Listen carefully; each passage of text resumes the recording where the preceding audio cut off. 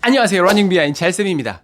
겨울이 되면 확실히 러닝이 쉽지 않습니다. 추워지면서 페이스도 잘 안 나오는 것 같고 조금만 뛰어도 무릎, 발목, 종아리 여기저기 더 쉽게 뻐근한 느낌이 들기도 하죠. 추운 건 물론이고 부상 걱정도 되고 하다 보니 마일리지를 유지하기도 벅찹니다.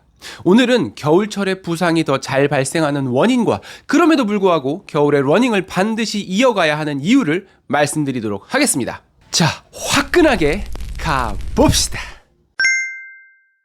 기본적으로 부상의 원인은 러닝의 볼륨이나 강도와 가장 관련이 깊다고 이야기합니다. 하지만 겨울철에는 평소와 비슷한 양과 강도로 러닝을 해도 부상이 생길 수가 있습니다.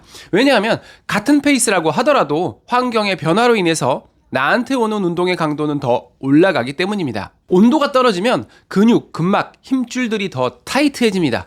고무줄도 따뜻할 때는 편안하게 늘어나지만 차가우면 덜 늘어나고 끊어지기도 하잖아요. 그런 느낌으로 생각하시면 비슷합니다. 그래서 평소와 똑같은 6분 페이스라고 하더라도 겨울에는 근육과 힘줄에 가해지는 부담이 50% 이상 클 수 있다고 생각하셔야 합니다. 그뿐만이 아닙니다. 몸이 차가운 상태에서는 신경의 반응 속도도 느려집니다. 정확히는 신경 전도 속도가 느려지는 건데요. 러닝이 비슷한 동작을 그냥 반복하는 것처럼 보여도 몸의 각 부위에 미세한 컨트롤들이 순간순간 끊임없이 일어나고 있거든요. 그런데 신경 전도 속도가 느려지면 그런 협응 과정에서 평소와 다르게 타이밍이 조금씩 어긋나고 그런 것들이 쌓여서 더 쉽게 미세 손상이 발생할 수 있습니다. 한 가지 더, 겨울에는 손발이 차죠. 온도가 떨어지면 몸 중심부의 열을 보존하기 위해서 말초 혈관을 수축해서 혈류량을 줄이기 때문인데요. 이것 때문에 혈액순환의 효율이 평소보다 저하되어 있습니다. 그래서 추울 때는 평소보다 더 충분한 워밍업이 되지 않으면 몸에 데미지가 확 올 수가 있는 거죠. 여기까지만 들으면 겨울에는 그냥 러닝 쉴까? 이런 생각이 드실 수도 있나요? 근데 또 그게 아닙니다. 겨울 러닝은 나가기도 힘들고 부상 위험성도 높을 수 있지만 겨울에만 얻을 수 있는 장점들도 명확합니다. 이걸 알고 뛰면 겨울 러닝은 오히려 위기에서 기회가 됩니다. 추운 환경에서 러닝을 하게 되면 우리 몸은 체온을 유지하기 위해 평소보다 더 많은 에너지를 쓸 수밖에 없습니다. 그래서 똑같이 10km를 뛴다고 해도 칼로리 소모도 5에서 10%가량 더 많고 지방 대사도 더 활성화됩니다. 겨울 러닝이 체중 관리에 있어서 효과가 탁월하다는 얘기죠. 거기다가 추운 날씨는 산소 동력학, 그러니까 몸에서 산소의 흐름이 느려지게 만듭니다. 쉽게 말해서 몸이 더 불리한 상황이라는 거죠. 이러한 불리함 때문에 심폐지구력은 슈퍼 컴펜세이션, 과적응을 일으키게 됩니다.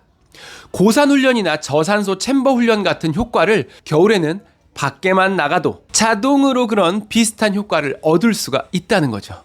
오히려 좋아, 그런 느낌. 최근에도 러너스페이스에 대한 이야기들이 많이 오가고 있는 걸로 알고 있는데 제가 항상 이야기하죠. 러너스페이스의 가장 중요한 요인 중 하나가 자외선이거든요. 겨울철은 기본적으로 해가 짧기도 하고 일조량이 적고 자외선도 약해서 광노화 자극이 사실상 최소 수준으로 떨어집니다. 다른 계절보다 늙어 보일 걱정 없이 뛸 수 있는 그런 장점이 있죠. 겨울 러닝을 꾸준히 유지하게 되면 체력뿐만 아니라 멘탈까지 엄청나게 강해지면서 내년 봄 시즌 대회에서 PB를 세울 수가 있으실 겁니다. 자, 이렇게 겨울 러닝은 다음 시즌을 위해 가장 많이 성장하는 시기입니다. 이걸 놓칠 수는 없고 그렇다면 부상만 피하면 되겠죠. 아까 이야기한 원인들을 바탕으로 겨울철 부상 방지의 핵심 4가지를 말씀드리도록 하겠습니다. 첫 번째는 워밍업. 겨울에는 근육, 근막, 힘줄 등 다양한 몸의 조직에 온도를 올려주는 데 걸리는 시간이 훨씬 더 걸립니다. 여름에 5분이라고 하면 겨울에는 15분이라고 생각하셔야 돼요. 밖으로 나가기 전에 집에서 가벼운 스킵이나 드릴, 하체 중심의 동적 스트레칭을 통해서 몸의 열을 충분히 올리고 나서 나가주시면 훌륭하겠습니다. 두 번째는 페이스 다운. 겨울에는 VO2 카이네틱스, 산소 대사 적응이 느립니다. 같은 페이스에서도 강도가 더 높다는 이야기거든요. 기본적으로 페이스를 의도적으로 10에서 20초가량 낮춰주시면 훨씬 안전하고요. 특히 초반 2km는 부담 없이 평소보다 확 느리게 해서 몸 풀어주시면 좋겠습니다. 세 번째는 도어 투 도어 러닝인데요. 요거는 많은 분들이 이미 알고 계신 노하우이지 않을까 싶습니다. 실내에서 기본적인 워밍업을 마치고 나가면서부터 뛰기 시작해서 들어올 때까지 뛰어 들어오는 방법인데요. 밖에서 끝내고 걸어서 집으로 오게 되면 땀났던 몸이 식으면서 체온이 확 떨어지고 감기에 걸리기 쉽기 때문에 시도해볼 만한 좋은 방법입니다. 네 번째는 말단부 보온입니다. 저 같은 경우 겨울 러닝을 하게 되면 정말 꼭 챙기는 거 3가지가 비니, 넥 워머, 그리고 장갑입니다. 몸의 말단부, 귀, 목, 손, 발 요런 데 체온 유지가 전신 체온을 유지하는 데 큰 도움을 주거든요. 그러다 보니 이런 아이템들이 부상 예방과 퍼포먼스 유지에 직접적인 영향을 줍니다. 저는 원래 그냥 요런 장갑 썼었는데요. 영하 아래로 떨어지면 요것도 손이 시리더라고요.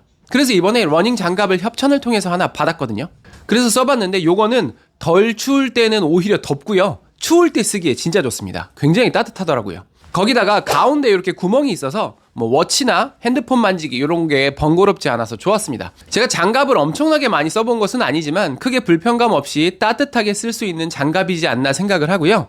제가 제품을 협찬받는 경우는 아시겠지만 항상 구독자분들께 나눔을 하거든요. 이번에도 이 장갑 5분께 드리도록 하겠습니다.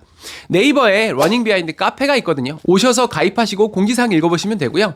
5분 추첨해서 이 러닝용 장갑 보내드리도록 하겠습니다. 와! 겨울 러닝은 그냥 추운 게 문제가 아닙니다. 우리 몸의 생리학과 운동 역학이 바뀌기 때문에 평소와 똑같이 뛰다 보면 데미지가 쌓이기 쉽고 부상의 위험성이 올라가죠. 오늘 말씀드린 노하우들을 통해 부상을 예방하면서 겨울 러닝의 장점들을 뽑아가신다면 내년에도 즐거운 달리기 PB 가자! 올겨울 다치지 마시고 아프지 마시고 춥지만 즐거운 러닝 이어나가시기 바라겠습니다. 러닝 비하인드 잘쌤이었습니다. 감사합니다. 구독, 좋아요, 알림.